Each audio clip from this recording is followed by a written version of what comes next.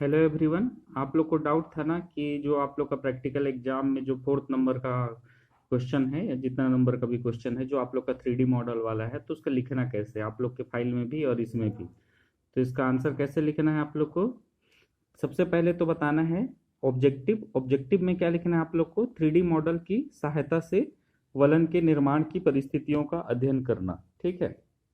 या तो फिर आप लोग का जैसे अलग अलग दिया हुआ है, वलन है, भ्रंश है और विषम विन्यास है, तो जैसे जिसका लिखोगे तो यहाँ उसका नाम लिखना। जैसे भ्रंश का लिखना है तो 3D मॉडल की सहायता से किसी भ्रंश के निर्माण की विभिन्न परिस्थितियों का अध्ययन करना। ठीक।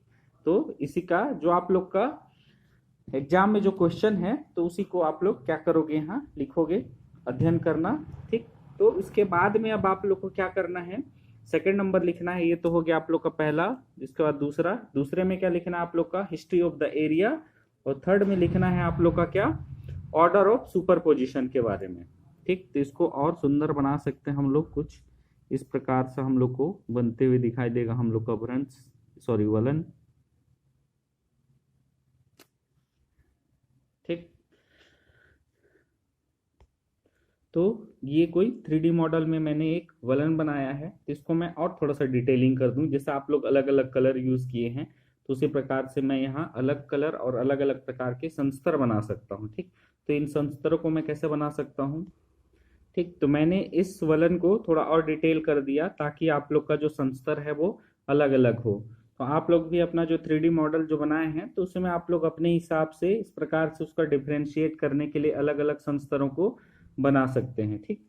तो जैसे कि इसको मैं दे दिया नाम ए संस्तर। ठीक। इसको लेयर ए दे दिया, इसको क्या दे दिया, लेयर बी दे दिया, और इस संस्तर को क्या दे दिया, मैं सी दे दिया, और इस लेयर का नाम मैं क्या दे दिया, डी दे दिया, और इस लेयर का नाम क्या दे दिया, ई दे दिया। ठीक।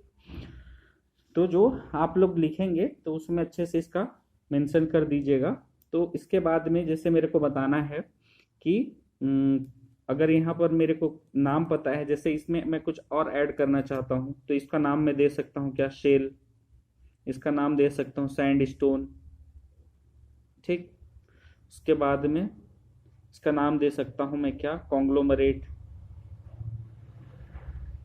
जितने आप लोग के औषधि सेल हैं। ठीक। उसके बाद में इसको मैं क्या दे सकता हूँ आप लोग का, इसका मड रॉक। मड रॉक नहीं देते हैं, इसका नाम दे देते हैं हम लोग क्या, ठीक, इसका नाम दे देते हैं, चलो मड रॉक है, मड रॉक हो गया ये। और उसके बाद में जो सबसे ऊपर वाला जो संस्तर है इसका नाम दे देते हैं हम लोग क्या, लाइमस्टोन।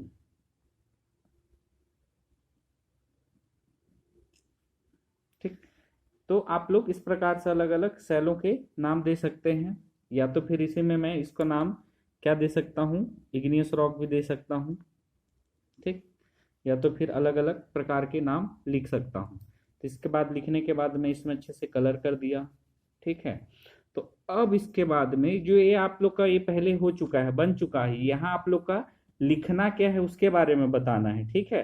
तो ये जो आप लोग का डायग्राम यहाँ हिस्ट्री ऑफ द एरिया में नहीं बनाना है, ये डायग्राम आप लोग पहले ही बना चुके हो, तो उसके बारे में यहाँ आप लोग का हिस्ट्री लिखना है।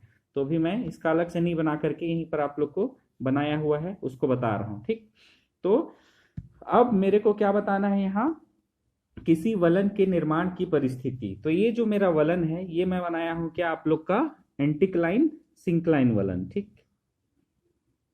नति और नतीलम, क्या, हाँ नति और नतीलम वलन ऐसी कुछ आता है इसका नाम हिंदी में, एंटिक्लाइन एंड सिंक्लाइन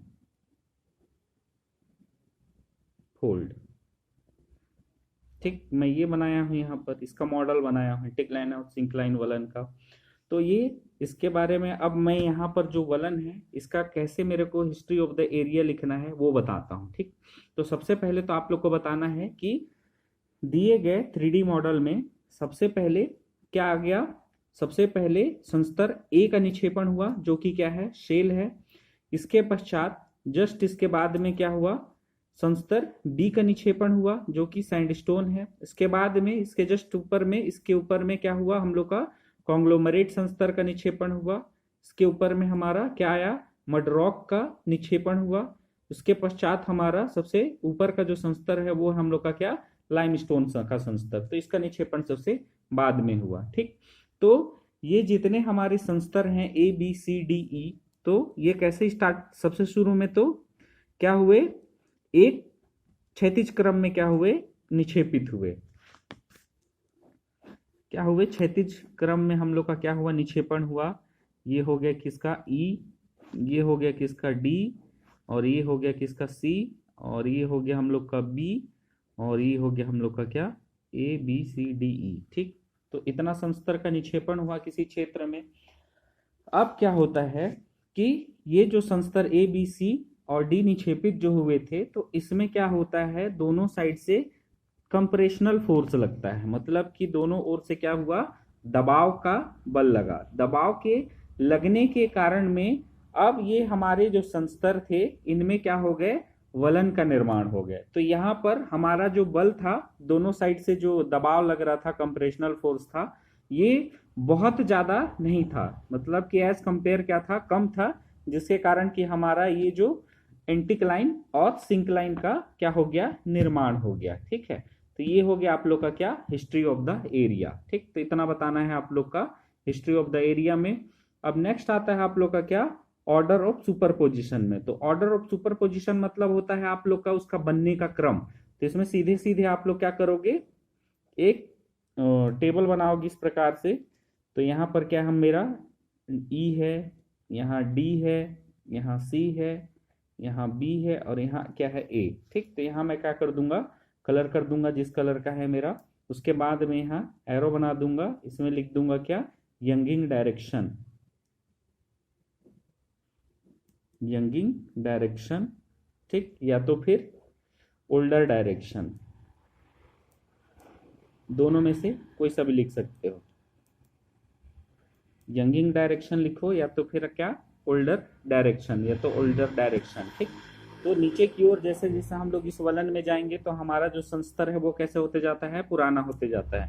और नीचे से जैसे जैसे हम लोग को ऊपर की ओर बढ़ते हैं तो हम लोग को क्या, नए एज क्या क्या मिलता है, संस्तर मिलने लगता है। तो इस प्रकार से लिखना है आप लोग का क्या, किसी वलन के निर्माण के बारे में, कि आप लोग का जो वलन है वो किस प्रकार से निर्मित होता है। तो ये सर्च करना आप लोग की जिम्मेदारी है कि आप लोग जो वलन लिखे हो वो कैसे निर्मित होगा। मेरे को तो पता है जो वलन लिखोगे कैसे निर्मित होगा। ठीक, तो मैं यहाँ एक नॉर्मल सिंपल वलन का बता दिया, एंटिक्लाइन और सिंक्लाइन वलन का, कि कैसे ये निर्मित होते हैं। तो आप लोग वलन के बारे में थोड़ा पढ़ लेना। ठीक, तो आप लोग को समझ में आ जाएगा। ठीक, इसी प्रकार से आप लोग को भ्रंश के बारे में भी लिखना है। ठीक, तो यहाँ आप लोग का जितना भी आप लोग का 3D मॉडल वाला जो भ्रंश है, तो उसमें से किस साइड से किधर से फोर्स लग रहा है, सबसे पहले कौन सा संस्तर निर्मित हुआ। जैसे कि एक भ्रंश का मैं बता दे रहा हूँ छोटा सा, जैसे कि यहाँ पर मैं बता दे रहा हूँ भ्रंश का क्या, कि किसी क्षेत्र में संस्तर ए बी सी डी क्या हुए, निक्षेपित हुए। उसके पश्चात क्या हुआ, यहाँ कोई छोटा सा दरार पड़ गया। ठीक, अब ये दरार क्या हो गया, धीरे धीरे बढ़ने लग गया। अब बढ़ने के कारण में अब क्या हो गया, इसमें गुरुत्वाकर्षण बल काम करने लग गया। गुरुत्वाकर्षण बल ज्यादा जब हो गया तब क्या हुआ, हमारा जो ये जो रॉक का जो ब्लॉक है, एक ब्लॉक क्या हो गया, स्लाइड कर कर नीचे चला गया। ठीक, एक ब्लॉक जो है हमारा स्लाइड करके कहाँ चला गया, नीचे चला गया। तो हमारा जो है एक नॉर्मल भ्रंश का क्या हो गया, निर्माण हो गया। ठीक, तो ऐसा बताना है आप लोग का क्या। ठीक, तो ये हो गया आप लोग का क्या, भ्रंश के बारे में। तो इस प्रकार से आप लोग का क्या, एक ब्लॉक जो है दूसरे ब्लॉक के नीचे फिसल करके आ गया।